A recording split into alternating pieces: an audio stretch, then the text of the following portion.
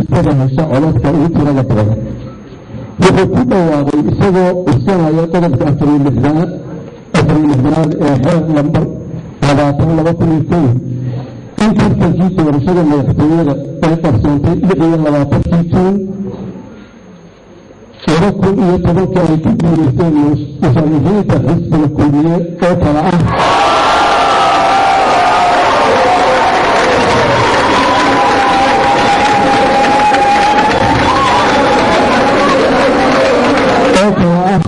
أحمد محمد محمود سلاية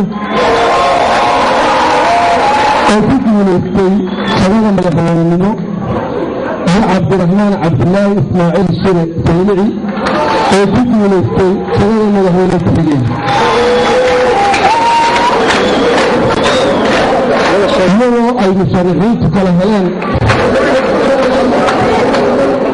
iyagoo ay musharaxiintu kala heleen xisbiga kulmiye oo helay 166,906 oo u dhiganta 49.59% oo tobankiiba.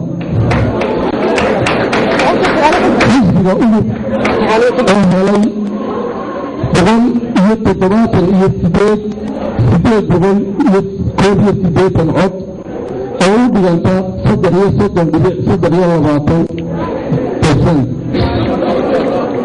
xisbiga ucud oo helay 19,490 oo u dhiganta 17.18%.